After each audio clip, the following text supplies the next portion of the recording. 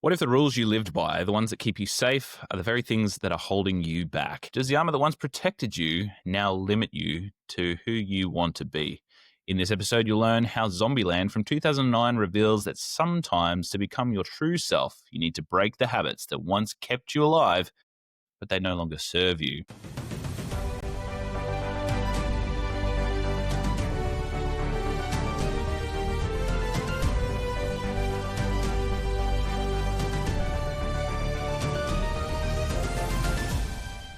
Welcome to the Fandom Portals podcast, a podcast that explores how fandoms and film can help us learn and grow.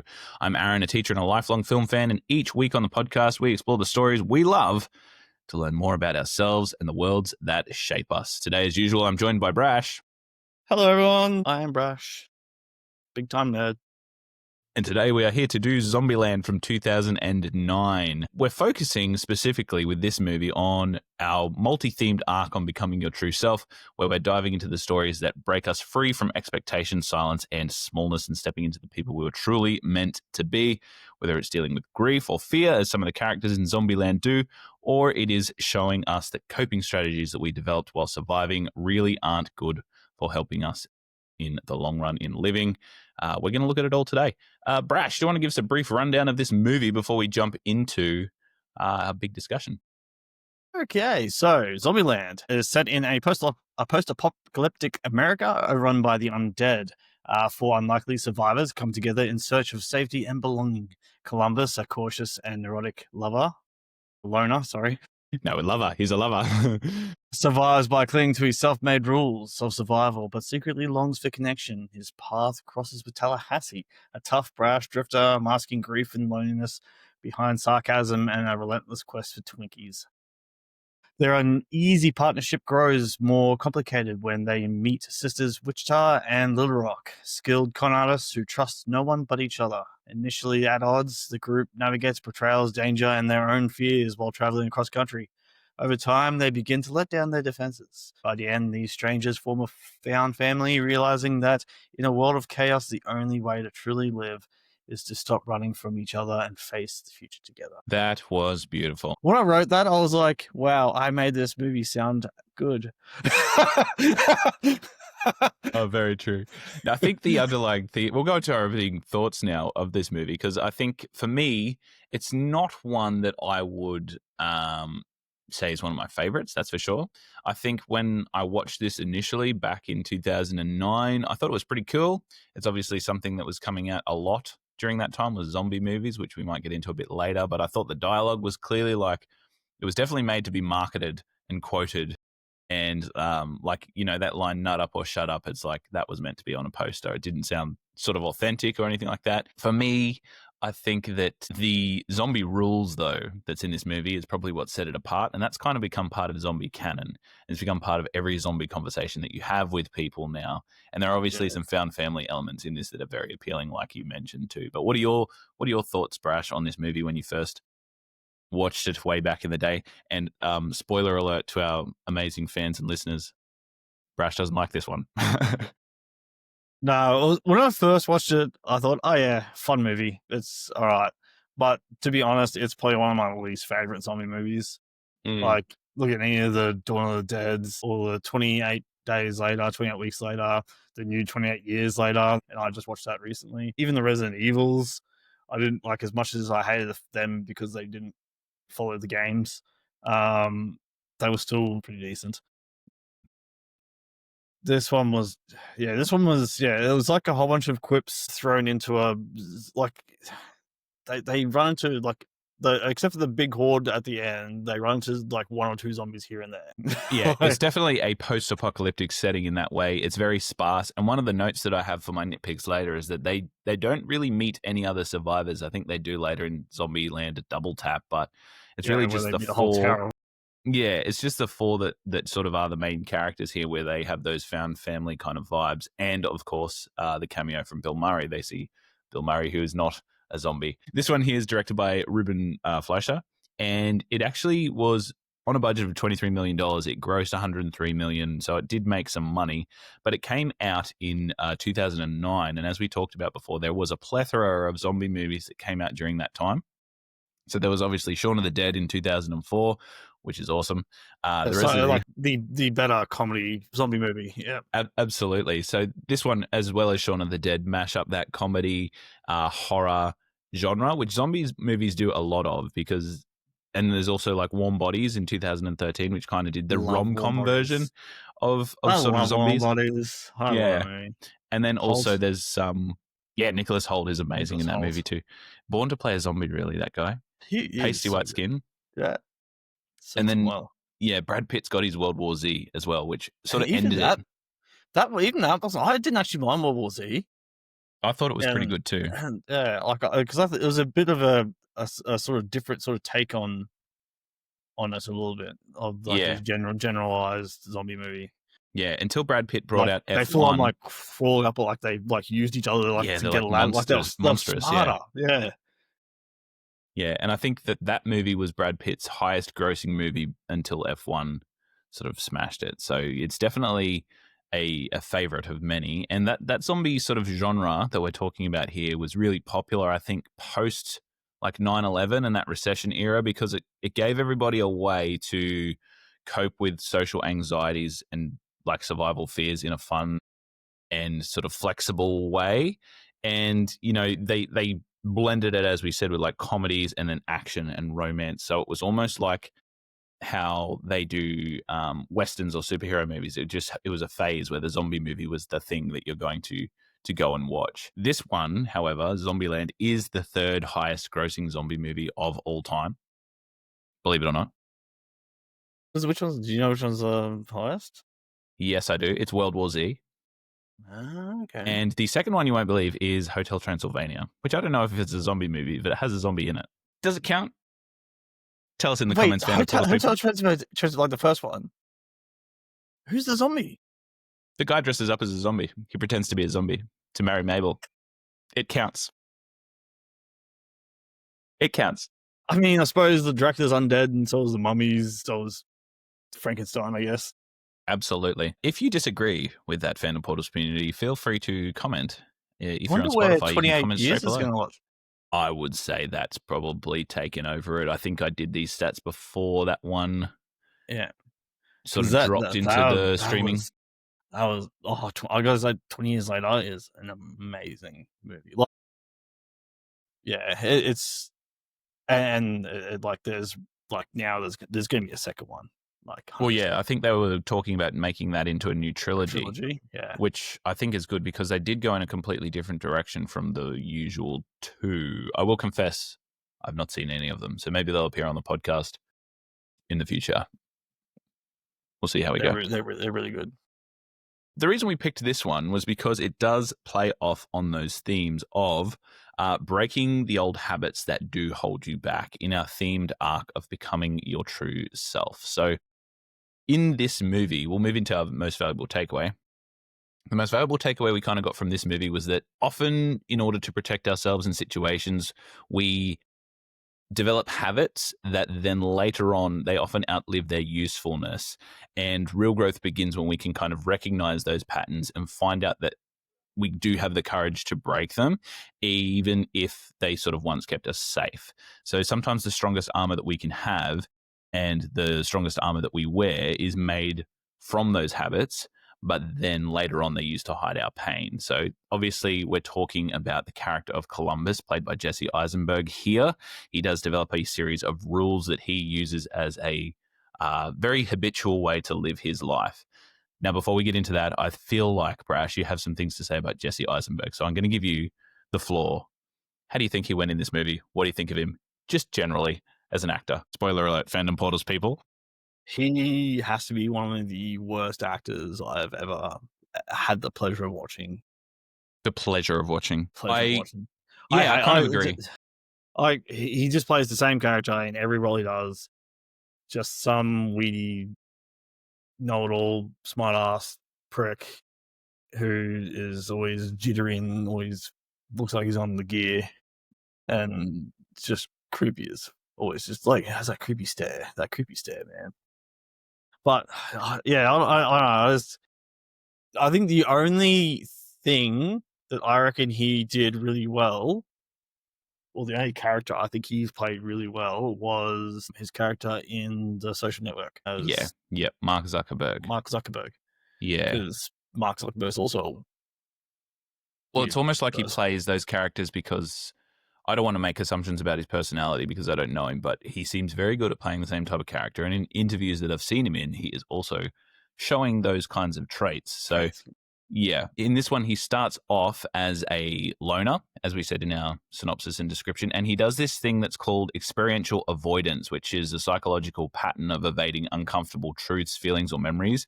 And he does that quite rigidly, and he sort of sticks himself into these routines that keep him safe, but it blocks him from growth and limits his flexibility. So obviously some of these rules include beware of bathrooms in the apocalypse, which is kind of logical, I guess, and very survival orientated. But then it also goes down from as whimsical as that to something like Rule 17 of don't be a hero, which obviously he ends up breaking in the long run. But the don't be a hero and check the back seats and all those kinds of things really limit his ability to connect with other people in a world that's gone to hell. And also, as we said in our synopsis, he is a character that seems to yearn for that connection. And you can see that when he meets the character of Tallahassee on the bridge. And I do kind of like that scene where he's scared and hiding behind the motorbike. And eventually, from the shotgun, he just pulls out the thumb, like the hitchhiker's thumb. And then he's like, yeah, get in the car. But yeah, that was just a really great interaction between those two characters. And then as soon as he gets in the car, Woody Harrelson's Tallahassee's got his number straight away. He's like, I'm sensing that, you're a little bit of a bitch. So here's the rules that we're going to go by. Woody Harrelson saved this movie for me. Absolutely. Yeah, the only reason why I reckon the only reason why it's funny is because of Woody Harrelson and everyone playing off of Woody Harrelson. Well, I saw in the director's commentary that the actors that decided to come into this movie, Woody Harrelson and Jesse Eisenberg, they were drawn to the script because apart from it just being like an action smash zombie movie, they felt that the characters and their interactions throughout actually showed that they were having a little bit of growth through that movie, which is kind of what I wanted to talk about in this podcast through this movie as well, was because they do start off as characters that have experienced a massive trauma in the form of the world going post-apocalyptic. And they have all of the characters, the main four, have kind of reacted to that post-apocalypse in a very different way, but they're also ways that has presented in, people's lives in the real world. So, as we talked about, Columbus is very rigid to his routines and he's experiencing that, experiential avoidance. Tallahassee does something that a lot of men do, I think, is when you experience a trauma, and his one is definitely a very substantial trauma. He gets very loud and violent and masks in ways that are very showboaty, you might say, for lack of a better word. Like he's out there trying to do zombie kill of the week, and he's very outwardly aggressive, and he's firing guns everywhere. It's very like masculine in terms of his outward portrayal, as opposed to him showing any kind of vulnerability, which does come later. And then Wichita and Little Rock both go through the same thing, where they've got that emotional detachment.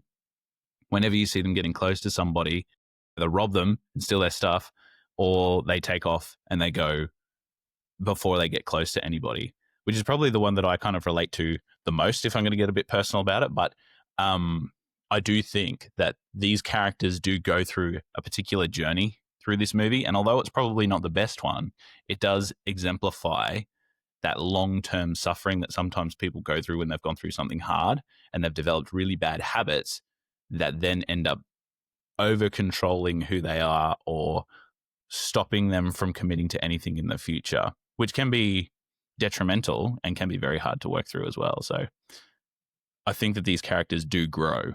Do you see that growth too, Brash? Yeah, so when I was watching, because I tried to make sure I focused on watching them sort of grow, but and as much as they do show those parts and they do get better like at the very end of the movie, like realistically, all the Jesse Eisenberg's character does at the end is just add a new rule. Yeah. Which is like every now and then Enjoy have the some little fun. things. Enjoy the little things. He just added a rule to his already long list of rules. But he also breaks his rules. That's the big thing that he does. I was going to say he does drive with a seatbelt once. Yeah, and he also becomes a hero. That's the big one that he sort of breaks in this one too. When he goes and obviously rescues the girls from the ride and leaves Yeah, Tallahassee basically to go to the theme park and follow them after they've left at the very end of the movie. So I mean, yeah, he's one that's like, no, we have to go help them. We have to go. Well, we have to go find them. We have to go save them. Realistically, they didn't know they were in trouble until they got there and saw all the zombies, and then we're like, oh shit, now look at all the yeah, zombies. But realistically, I reckon the person who's more heroic is Tallahassee, because he's the one that draws pretty much almost the entire horde of zombies to him, and then Jesse just has to fight off a couple and then a fat clown. mm. Which is overcoming his own fear too. Because of fear of clowns. Yeah, Yeah, but still, like he does like. I don't think to say that he broke his rule of not being a hero. I don't think he did it like something I would consider like overly heroic. Not so much like putting himself in front of a zombie and getting bitten and becoming a zombie or dying out that, but no. I think maybe Tallahassee doing does it a something like lot more than yeah, Jesse like I was Eisenberg's saying, like character does. I would have liked maybe maybe there would have been like another like rule that he had, but maybe like if he pushed, like if he was wearing long sleeves or something like that, or long sleeve shirt or something like that, you find out that like underneath he's got like body armor on or something like that, or some sort of padding. And it could be like a rule, always protect his soft spots or something. Yeah, And yeah. like and he could have like pushed like Wichita out of the way or something like that, and gotten bitten on the like, and one of them bitten his arm, and then when they looked, he's got padding there to protect him, but he still took that shot for her or something like that. Like, did something a bit overly grandiose because what the whole movie they've been going through killing zombies, and at the end for him to be heroic and save the girls, he had to kill some zombies. Yeah. Well, actually, in the commentary for this as well, they tested this movie with test audiences, and beforehand, they didn't have many of the scenes in where the four main characters were sort of connecting on a personal level. And after they did the test screen, or they did have them actually, but then the director wanted to remove a couple of the sequences that involved them actually, talking together and building that connection and breaking down the barriers. But the audience actually really responded well to the fact that they were becoming closer as a sort of found family. But I Yeah, liked, that'll make the ending weird too. well, yeah, it would have changed a lot of what sort of happened toward the end, and them actually coming back to save the girls as well. But with Tallahassee, when he actually went and drew those zombies away and shut himself in that box and did that scene, which was very cowboy-like. Yeah, Beforehand, he was actually going through and seeking out those zombies and destroying them in a very aggressive and sort of, what's the word I'm looking for here, like macho kind of way, in this sort of anger, workaholic, almost like he had to go out and do it because he didn't want to sit for a moment and reflect on what he'd lost. The tracking down of the Twinkie as well can be sort of mirrored in the reflection of him trying to find a sense of normalcy that happened to him before the zombie apocalypse when his son was with him. gives himself like a motivation or something to keep going forward instead of just giving up. Exactly, just like a tangible one. But that moment that he drew the zombies away from Columbus, I think it's a bit subtle. And in the director's commentary, Jesse Eisenberg also says, this was the scene when he went and saw the car in the river and Tallahassee drew the zombies away. He thought that scene, Jesse Eisenberg thought that scene wasn't very like strong enough to portray the message that Tallahassee was actually performing an element of self-sacrifice there, where he was drawing those zombies away so Jesse could go and save the girls. Because in that moment, he wasn't actually doing it out of bravado. He was doing it out of sacrifice. And I think that can get missed. It's not as strong as it should be, but like that's a big moment for that character too, because for the first time in forever, he'd opened up about the fact that he lost a son beforehand, saying that it was a dog. But then now he's willing to also put it all on the line for these other people that he had sort of brought into the fold as well. And one of my favorite moments of the movie between Tallahassee was when he did tell them about his son Buck and how he lost him to the zombies. The very next scene after that was him starting to build more of a connection with Little Rock when he was teaching her to shoot. That was probably one of the better scenes. And that's just almost really subtle as well. It's not like a intimate emotional where they're bonding as father and surrogate daughter. It's just literally a routine or a thing that they're doing together. But then there's that slight callback at the end where she learns to exhale and calm herself down, and she uses what Tallahassee teaches her to save their lives. So there is those small nods of connection, which does sort of draw it back to me to the fact that these guys are growing throughout this movie and breaking some of the habits that they had previously had in a very sort of subtle way. Yeah, I was just thinking about it too.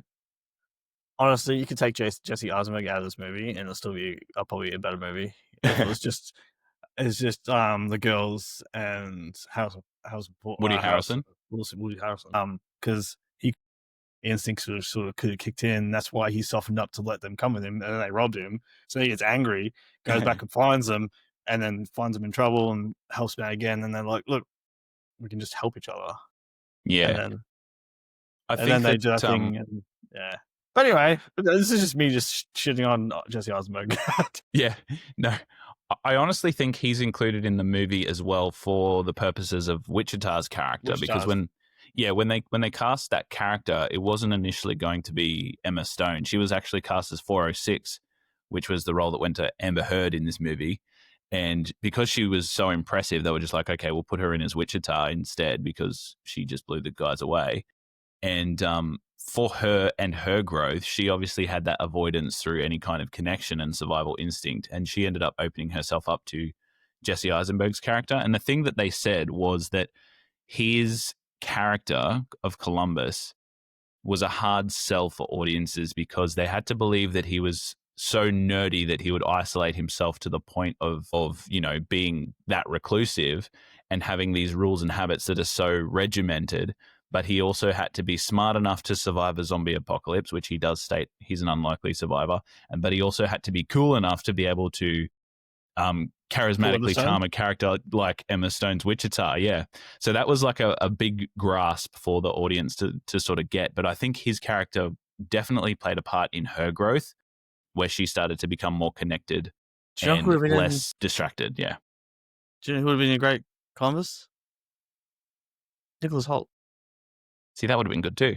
That would have been good. I would have enjoyed that because I can see him being the dirty guy, but he's also fairly good looking. Well, really good, pretty good looking. Like, I reckon he could have pulled it off. I think so too. I think the reason that I kind of liked these four characters also was because I've seen similar patterns of these kinds of behaviors through my work with teaching. So Dr. Mate, who is really big on like trauma, he explains that sometimes behaviors are not signs of disobedience or dysfunction, or habits that they're doing aren't signs of disobedience or dysfunction, but they're rather like the nervous system trying to do its job and protect the child. So when they have to adapt to stress that they can't control, they create coping mechanisms, which is what a lot of these characters have done. And they can persist into adulthood too. So, for example, we have Tallahassee, who's mirroring violence through aggression and defiance. We have, class clown behavior as well, which sometimes happens in classrooms and schools after a student's gone through any kind of trauma, like they're that distracting behavior, which is like the Twinkie, the distraction of the Twinkie. Well, which goes through like hiding your trauma behind comedy and sarcasm. Humor as well. Yep, never connecting with anyone, always holding them at a sort of face value because you're the person that makes everybody laugh instead of them actually seeing who you really are. There's that emotional withdrawal and avoidance, which Wichita and Little Rock does. So they don't want to get hurt by anybody, so they don't make any connections or any friends in the schoolyard or with any adults or teachers or anything like that. And then there's also like a rigid strictness to habits and routines. So if anything changes in a classroom, you can see some eruptions in behavioral episodes that happen from that as well. And what they do in this movie is they build a little bit of emotional literacy and they create a really safe environment between each other where everything's sort of predictable towards the end. They have some consistent routines through, driving with each other, staying up and keeping watch, all that kind of stuff. But they also prioritize connecting with one another as they have that moment of downtime in Bill Murray's mansion. And, they also sort of build that emotional literacy through being able to talk to each other about the things that they've gone through as well. I mean, there's a moment between Columbus and Wichita where they get very sort of close about some of the things that have happened in their past and some of the rejection that they've felt from members of the opposite sex before as well. And then obviously the big drop of Tallahassee and his son occurs. And then the thing that kind of annoyed me about this movie, but also I kind of liked, was the fact that they'd give a deep drop like that, and then Tallahassee would sort of say something like, I haven't cried this much since Titanic, and then wipe his eyes with $100 bills. So it's Yeah. like it balances that traumatic discussion with comedy as well. So Yeah, makes it a bit like, makes it so you feel like the surging issues, but then in a lighter mood, so it doesn't put you just in a downer mood. yeah, it takes the emotional weight off you, basically. Yeah. So it's like, here's the part you need to connect with these characters and to show that they're kind of growing and getting closer, but then also But here's the laugh as well. Let's not get down about it. Yeah, exactly. Let's not linger on that for too long. Yeah. I thought that one of the best parts of this movie was any of the time that they were road tripping, basically.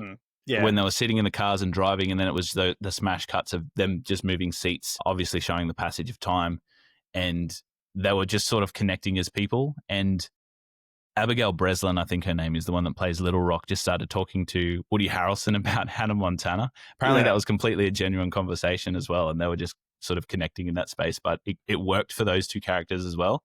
So wait, she's that character and that character? She's two? Yeah. Yeah. Yeah, but so, I think that any sort of interaction with Woody Harrelson and any other cast is probably like my favorite interaction. Like, because it's just always genuinely funny and just Woody Harrelson is amazing. I think his timing and comedic sort of presence is really good for the movie too, but he also has the range to go into spaces that are pretty emotional as well. So with him, he's obviously let's talk about Tallahassee in a couple of his scenes, because he kind of serves as that group's muscle. He's the comic relief, but he's also ravaged by the loss of his young son, and he talks about the dog that he lost at first. So you can see that it's all sort of on the edge. Like, he wants to feel that connection. He wants to tell people about it, and I'm not sure if Columbus sort of acts as like a best friend or a younger brother towards him, but he kind of fills the role of like a confidant, I guess. Yeah. It's kind of hard to pick what that sort of, or friends, basically. They just seem like two unlikely friends. Yeah, because like I think that's what I would have liked a bit better, like more so, because it seems like Little Rock was sort of like became sort of like sort of like a daughter, and he sort of like said some like sort of father figure to her. And then even with Wichita, there was like some sort of like maybe like uncle or even like brother sort of vibe between those two.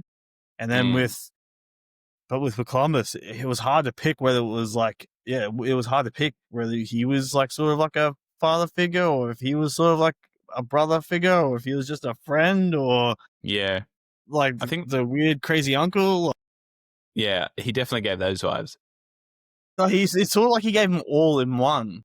Yeah. Like at times he was sort of like acting like the father figure, trying to fudgy up his son, like, you can do it, you got it, go for it, buddy. And then there's other times where it was more like a brother, where he'd like make snide comments and make fun of him and shit like that, like a brother would. And then there's other times where he's like more of a friend, where he was just there to like help him out and like be like someone, like be his friend. And it was always undefined, wasn't it? It wasn't. Yeah, because they talk about like girls and things like that, but then Tallahassee would also fill all the roles. Yeah, he'd protect his emotional vulnerabilities as well, because when Columbus was actually going back to Columbus and Wichita was saying like there's nothing there, Tallahassee sort of like tapped her on the shoulder and gave her that look like, come on, what are you doing? Like, you're gonna actually break his heart here.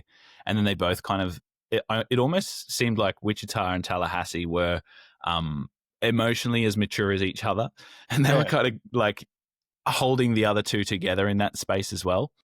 And I think that was part of that connection, and that growing connection was a really big moment for them to start to build trust and then break down those barriers, and ends up with Tallahassee's first unintentional step towards being vulnerable, at least, was when he was talking about, the dog that he lost with with Columbus, and then eventually It slips. it slips later that he reveals that it was his son. So yeah, I think that that and the Pacific Playland shootout scene was very big for Tallahassee because he was fighting earlier to just let off steam, basically, and that became one of Columbus's rules as well. Sometimes in Zombieland, you got to let off steam, and you see him like shooting bullets into the sky or driving massive Hummers around and painting big threes on the cars that he finds and things like that. But then eventually he ends up fighting to protect, and it's because, especially for Little Rock as well, because he's protective of that sort of relationship that he has. And in the end, Little Rock also reciprocates that by throwing him the Twinkie that he'd been looking for so much. And that to me was kind of symbolic of, you know, how he was always looking for that Twinkie to get that sense of normalcy again, and that sense of what things were like before, whether it was like trying to relive something from the past, but he then sort of received something from someone that he cares about after he thought he lost her again as well, because she was driving away. And it kind of fulfills that like emotional need that it always represented a little bit more for him. Like the Twinkie represented connection and memory and sort of family, and he got that from her as well. But for her as well, it was good for him to get it from her, because she was then sort of thinking about somebody else and the need that he had. Exactly, besides her sister. Yeah, perfect. Because but it was just a very nebulous relationship between those two before as well. Yeah, it was only like she was only trusted her sister, like didn't trust anyone else, and and now is able to sort of trust and go off with Tallahassee and talk to him and do their own thing, or go to the movies and watch a movie with Columbus without her sister there and stuff like that, and watch Columbus shoot Bill Murray and kill a legend. Another reason why HST Eisenberg kills Bill Murray. Jesus, absolutely. Side note as well, when Woody Harrelson was in the scenes with Bill Murray, like they're obviously very close friends, but apparently in the commentary he was saying that he didn't really have to act in the scene where he was like geeking out over Bill Murray, because that's all the things that he feels about him anyway, because he's such a legend in the space. So it was like it was one take and he said everything that he wanted to say, and just got everything out of his chest. Yeah, absolutely. So Tallahassee kind of went from he learns to make peace with the fact that he'd gone through this big loss, and he's open to the fact that he is allowing himself to care again. Does he have a long way to go? Absolutely. But I think that he is on the path of becoming his true self through like healing the pain of the past by connecting with others and dropping the masculine bravado that was sort of holding him back there. Because he does definitely have that living within him. But that being said, watching him kill a zombie with a banjo was awesomely cool. Yeah, 100%. That was also Woody Harrelson's idea, to play the banjo and to play the dueling banjo tune. But as you entered the shopping center, that was Woody Harrelson's idea. And he actually, he pitched it, and then the director said, that's a great idea. And then he goes, okay, cool. Now I've got to go learn the banjo. So he had to learn that actual part for the movie, but I thought that was good. But with Wichita as well, we'll move on to a little bit of her. She was kind of she was emotionally distant, and we're never really sure of why. We just know they've probably lost a lot of people, like obviously Little Rock and Wichita. And they have this habit of isolating each other, and that no longer serves them, because when they isolate for the last time, they go to Pacific Playland. And I think Wichita is trying to recapture some youthful experiences for her sister, and that's why they make the really dumb decision to go and turn on all the lights and the music at this theme park. Yeah, that draws all the zombies back when all around. They were happy, because even before the zombie apocalypse, they were alone running scams because they only had each other. That's true. Yeah, that's right. Because it doesn't. I don't think it actually says, but they must either lost their parents or their parents abandoned beforehand, and like the Adventure Play Park was the like sort of last time that they probably were there with their family, and probably the last time that they were really like just normal happy kids, which I think she says to the other guys is why they're going there. Yeah, is to give her sister some sort of memory of like bring back a memory when the happy normal kids. Yeah, and together And also for her, I think it might have also been a hearkening back to a time when she was less having to be less protective of Little Rock in that sort of protective role, because she was obviously a big sister as well, but raising her little sister kind of made her become this hyper protective role model in a very lawless world. And I think her journey comes from her learning that strength can also include vulnerability for her. So obviously that connection was something that she didn't really like, and the habit that she needed to break was that she was just moving on from everything very, very quickly and putting them in dangerous situations where they would only rely on each other and never anybody else, which they obviously break when they meet Columbus and Tallahassee and they decide to travel together for a little while. But the biggest thing for her comes, and the biggest growth for her comes when she obviously gets into that moment of genuine connection with Columbus and reveals her name to be Krista, because that's what Tallahassee said at the start of the movie. He's like, no, we're not using real names. Real Yeah. names mean attachment. No way. And she's the only character that reveals her real name as being Krista. And that's that connection and that vulnerability she's showing to Jesse Eisenberg to say, I want you to get to know me now, which is definitely something she wasn't doing before.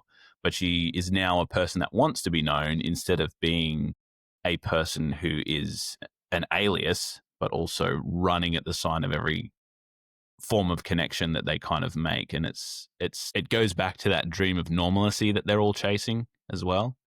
And that's that sort of safe space of connection as well, which I think they end up all learning, that they're all finding that they're looking for the past in like a Twinkie or a place, but they end up finding the past within each other, like within the connection and the family that they feel with each other. So I guess comfort is that feeling that they're looking for, as opposed to the things that make them feel comfortable in their past, if that makes sense.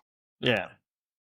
And I wish they had have focused a little bit more on, because I think really, like, besides that one part where like she didn't like is her name and everything, Wichita I think is really one of the least explored characters of all of them. I feel like she gets less out of the whole entire thing than all the others do.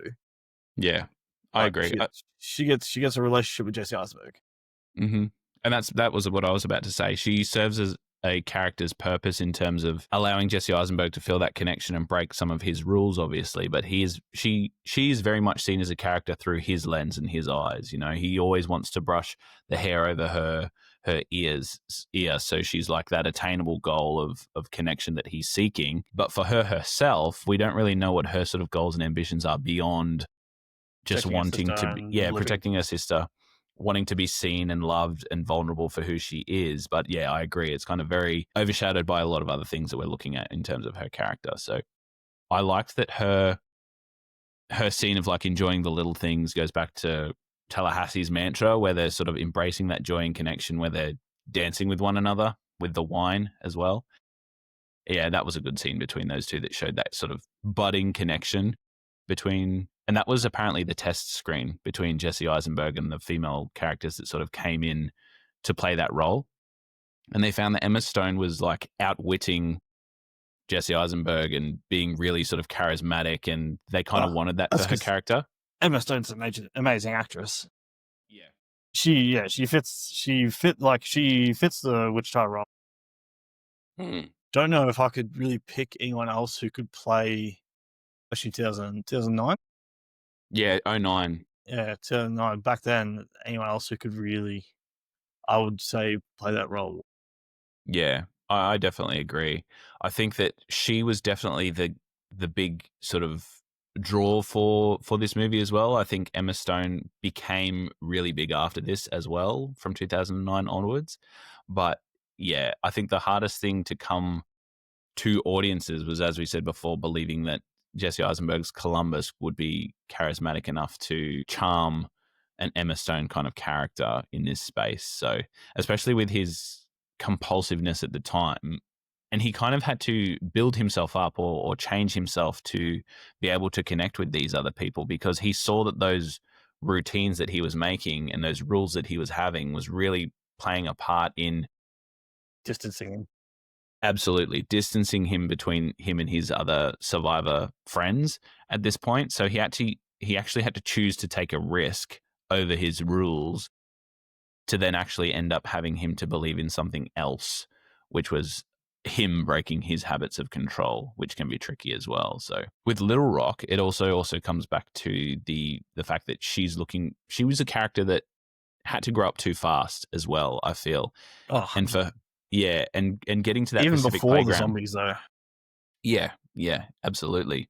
She had to learn to play again. She had to learn to trust again. She had to learn to have that emotional safety again, which I think is important for those scenes where they are traveling in the car and she gets to talk about kids stuff, or even when they're smashing the shop together. That's like, she has the right to be young in that space. She can go and smash some things around and have some fun.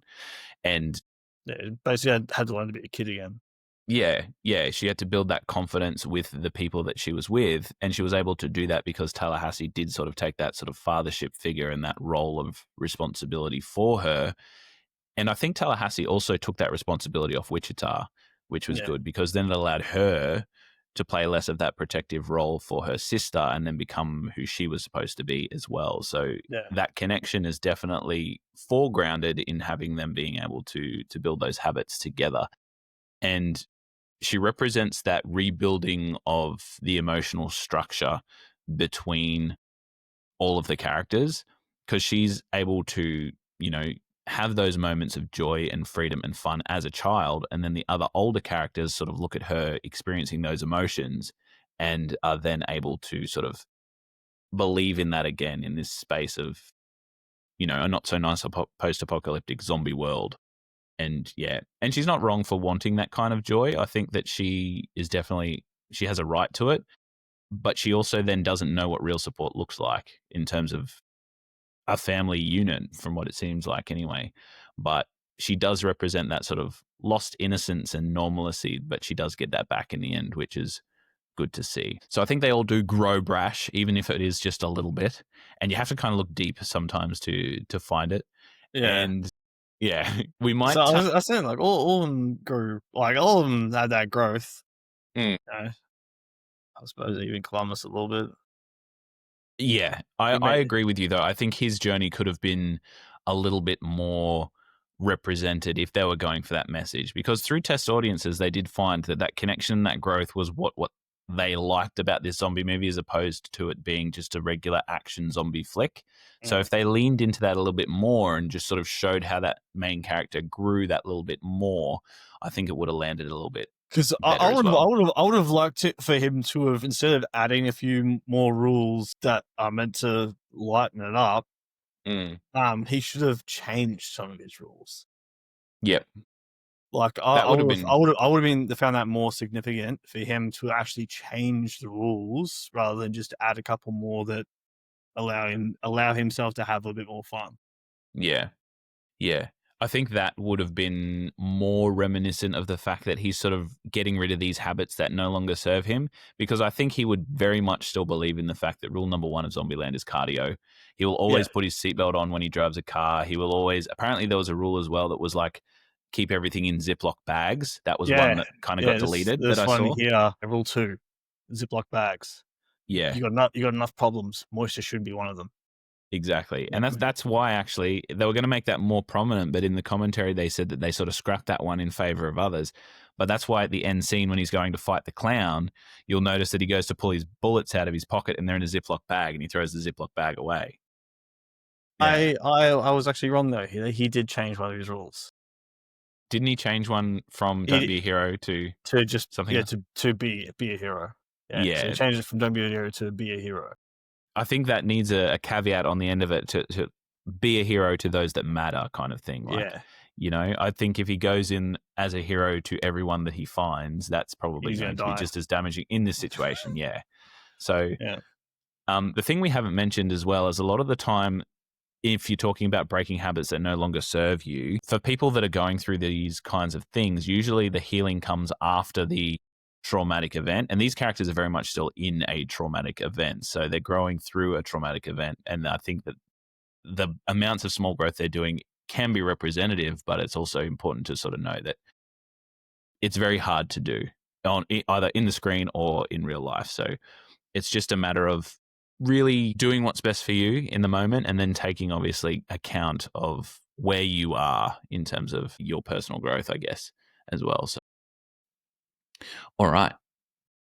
Did you want to get into? Actually, I did want to talk about the Bill Murray scene a little bit more, and Yep. just how much that sort of it gives them that moment of respite, I guess you could say. And I remember feeling this the first time when I was watching Lord of the Rings with my dad in the cinemas, right? And I know it's weird to compare Zombieland to Lord of the Rings because, one's a masterpiece and this is Zombieland. But the first part of the movie when, Frodo and all them are in the Shire, feel very safe. And then they leave the Shire and I actually felt terror for the first time in a movie cinema ever in my life. Like I was gripping the seat. I was actually really, really scared. And then in the Get middle chased of by the Nazgul. movie, yep, absolutely. And then in the middle of the movie when he was at Rivendell, I had a moment to like breathe. And I feel like that's what this Bill Murray sort of scene was akin to. It was that moment for all the characters to really show their first real emotional exhale, you might say, and the characters could indulge in like fantasy in a post-apocalyptic world, and they could enjoy the things from the past, including Ghostbusters and all the different foods and Monopoly and sleeping in a bed and wine and dancing, and it was a pause from everything that was sort of going on. So that's akin to me to creating those really safe environments for people to be able to begin to heal in, and you can do that in your life or you can do that in the classroom as well. But that's usually the very first thing that we sort of go through as teachers is you got to make your classroom a really safe space, because then it allows all of your students to feel like they can be themselves in a way, and then learning doesn't happen unless a student is like feeling safe and they're fed and they're watered and they feel like you're going to give them a good crack. So I think that it's definitely one of those moments for them in this movie when they're able to do that. They get that sort of moment to build some awareness of what's sort of going on and take account from each other, because that's when all of those connecting conversations sort of happen, And it's Bill Murray, of course. Bill Yeah, Murray. Bill well, Murray gives you a safe space to be who you want to be.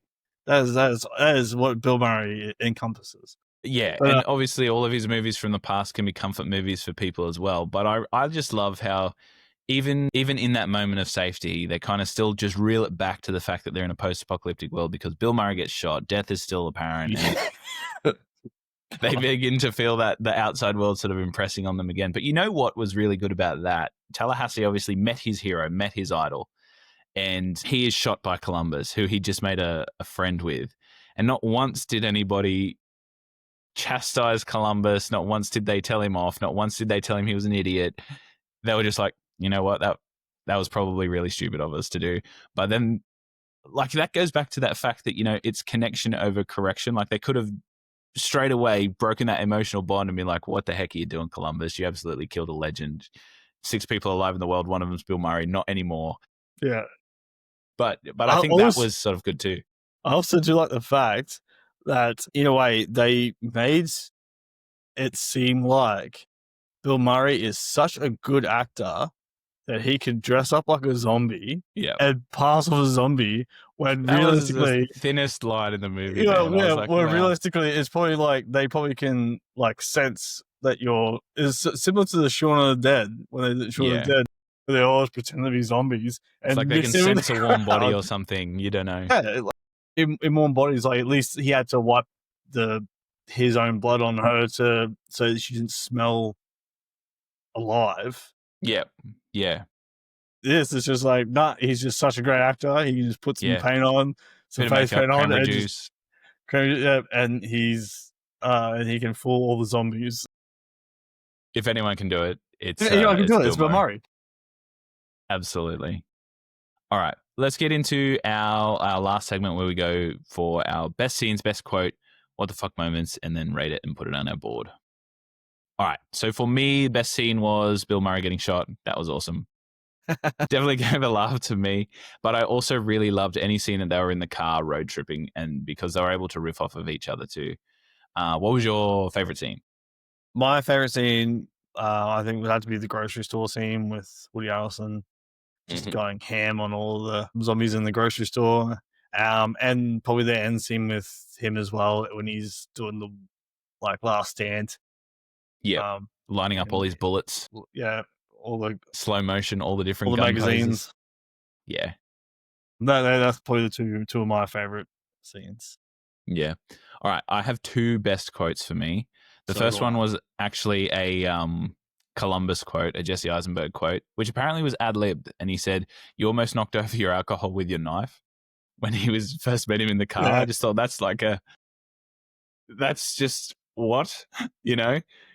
Imagine saying that in a real life setting. It just doesn't happen. So I thought that was really good. Following that, it was also ad-libbed from Jesse Eisenberg where he was taking the shot and he threw it out the window and then continued to think it was really nice. That was apparently ad-libbed by Jesse Eisenberg too. Yeah. Yeah. I also like the quote where he's talking about Tallahassee and he says, "Tallahassee firmly believes that you have to blow off some steam in Zombieland or else you'll lose what's left of your mind."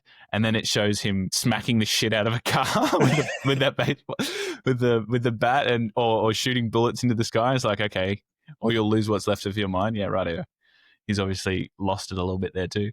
But I thought those two lines were really good. What about yours? My two favorite lines is one with Tallahassee. Like both of them are to do with Tallahassee because Tallahassee is just so quotable. This, but when he's talking to Little Rock, and Little Rock's and they're talking about Bill Murray, and Little Rock's like, "Who's Bill Murray? I've never heard a kid before."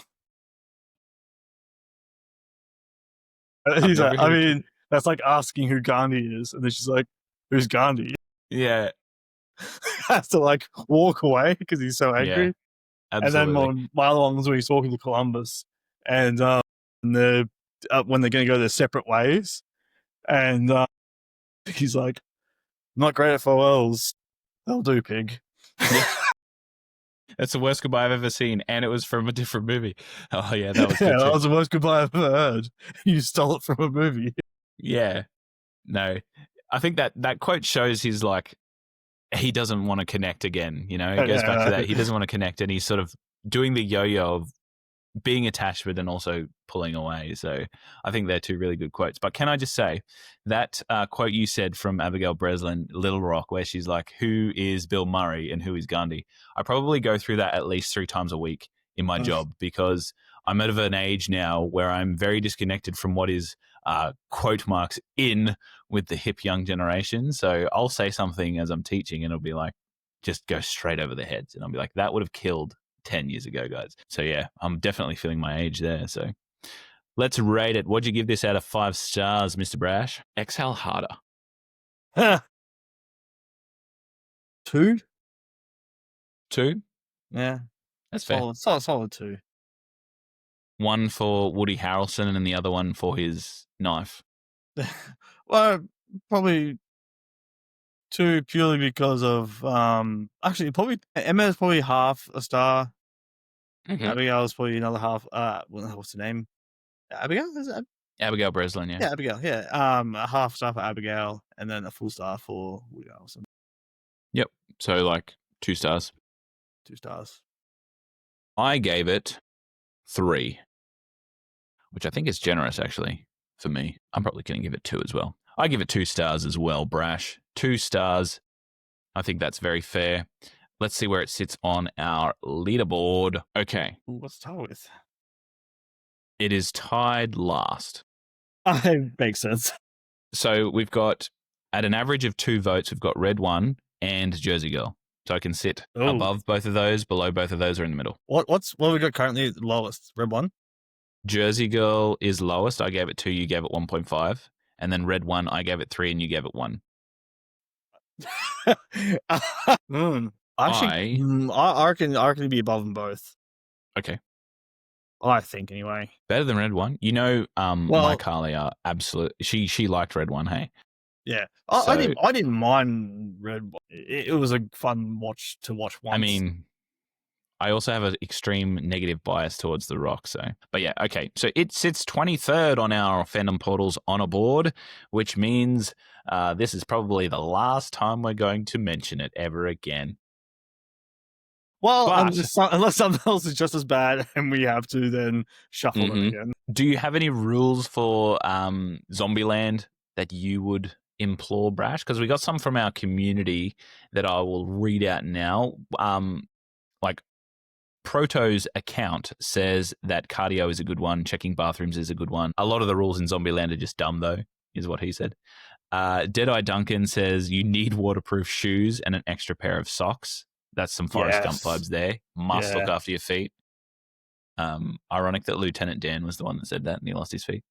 Yeah. We have the I am the captain now, who is on our Threads community, said that body armor. Why doesn't anyone put any body armor on? Yeah. I'd be walking straight in like Heath Ledger from A Knight's Tale. I'd be kitted up, and I mean, I probably wouldn't go that far because you need the dexterity.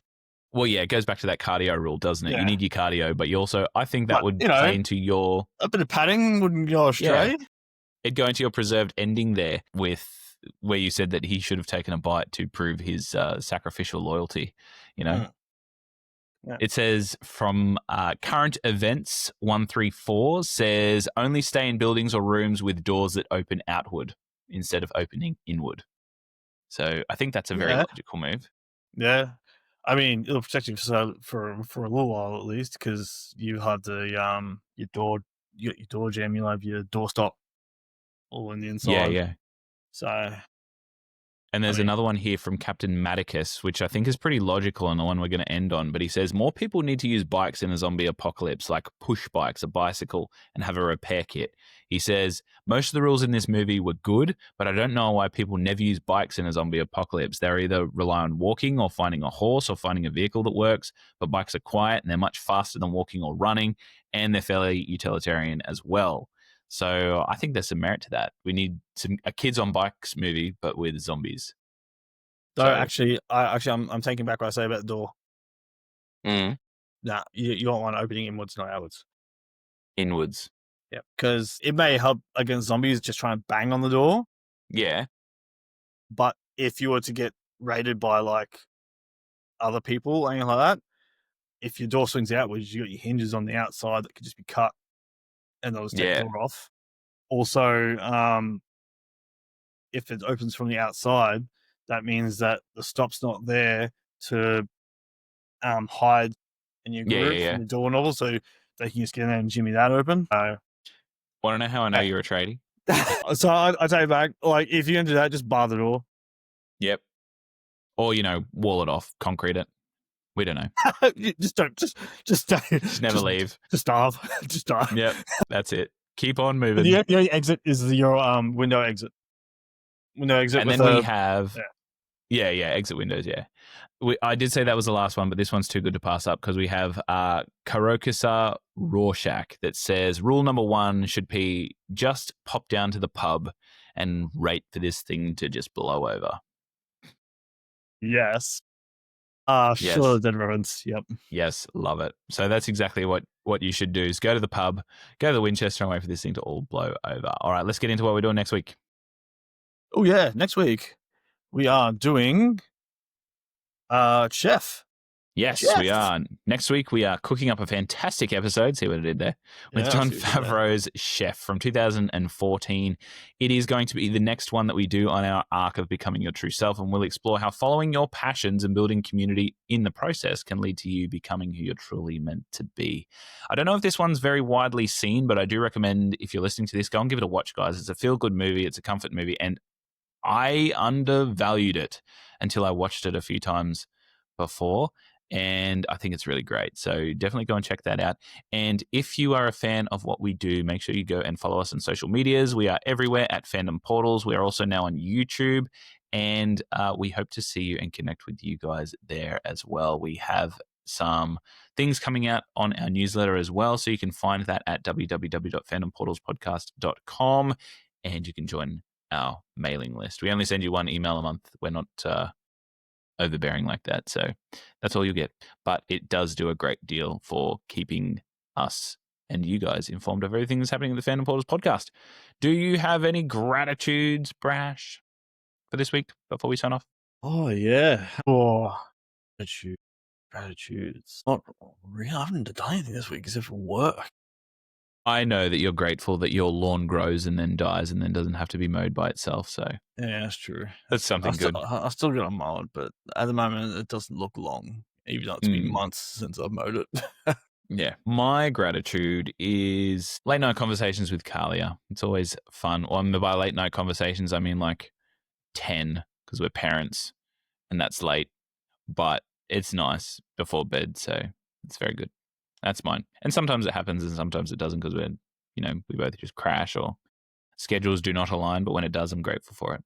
It's good. Right. So, guys, that is it for this episode of the Fandom Portals podcast. Keep learning, keep growing, and keep loving fandoms. We'll see you next week. Thank you very much. Bye. Thank you. Until next time, remember, cardio, seatbelts, and this really has nothing to do with anything, but a little sunscreen never hurt anybody. I'm Brash from And I'm Zombieland Aaron. saying goodnight. Tuning out. Bye.